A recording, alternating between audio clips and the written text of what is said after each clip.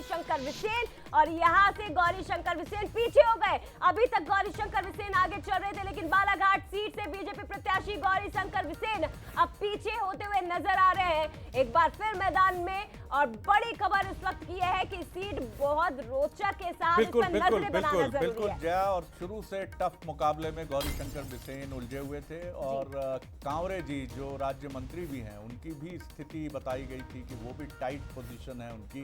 तो ये दो बालाघाट की सीटें हैं जिन पर हमें निगाह रखनी होगी कि वहां से बीजेपी के ये दोनों प्रत्याशी जो हैं कैबिनेट मंत्री गौरीशंकर बिसेन और राज्य मंत्री कांवरे, इनका क्या स्थिति बनती है आगे जाकर।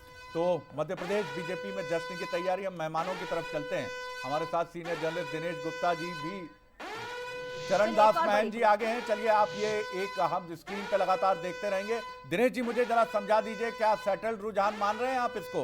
लगभग उसी तरफ जा रहे हैं। आप देखिए 9:30 बजे का वक्त है शरद जी, और जो पहला राउंड सभी जगह आ चुका है जी। जिस तरह के आप देखते हैं ट्रेंड तो कम से कम पहले राउंड में ये समझ में आ जाता है। और दूसरा जो इसको समझने की चीज़ है कि कांग्रेस की जो सीटें थी उन सीटों पर जो उनके दिग्गज लीडर हैं वो यदि पीछे चल रहे हैं तो आप इसे लगभग सेटल मानिए, क्योंकि जिन सीटों को कांग्रेस ने अपने में कैलकुलेट कर रखा है अपने पक्ष में कि जिनके कारण वो सरकार बना रहे हैं, तो वो यदि पीछे चल रहे हैं, अभी तो मुकाबला जो अभी तो बहुत सारे राउंड होंगे, लेकिन उनके लिए चैलेंज ज़्यादा है और चिंता भी ज़्यादा है, क्योंकि जिनको आप ये मान रहे थे कि बहुत सुरक्षित सीटें हैं, इसके भरोसे हमें 125-30 सीट ले जाएंगे, यदि जीतू पटवारी, सज्जन वर्मा जैसे जो चेहरे हैं, गोविंद सिंह, केपी सिंह, जिनको लेकर आप पीसी शर्मा, तो आप ये कह सकते हैं जो भारतीय सिंधिया जी कुछ बोल रहे हैं। दिनेश जी सुन लेते हैं, सिंधिया जी कुछ कह रहे हैं।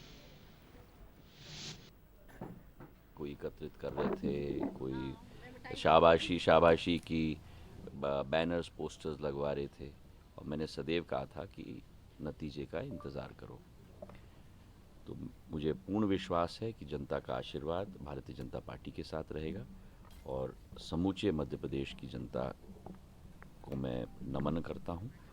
और अभी रुझान आ रहे हैं, अंतिम नतीजे तक हम लोग इंतज़ार करें, पर मुझे पूरा विश्वास है कि भारतीय जनता पार्टी की सरकार बहुमत नहीं लेकिन पूर्ण बहुमत के साथ बनेगी। ओल्ड पेंशन भी नहीं चला सर, लाडली बहना का कमाल कहेंगे कैसे? अब मैंने आपको सदैव कहा मैं ज्योतिष नहीं हूँ, तो मैंने कहा है बहुमत नहीं, संपूर्ण बहुमत के साथ सरकार। क्या कारण मानते हैं जनता का इतना समर्थन मिला है, क्या वजह है? मैंने यही कहा कि हमारी डबल इंजन की सरकार, प्रधानमंत्री जी का नेतृत्व, प्रदेश में हमारी बिल्कुल। तो ज्योतिरादित्य सिंधिया आश्वस्त है जीत को लेकर, लेकिन इसी बीच बुरहानपुर विधानसभा सीट अर्चना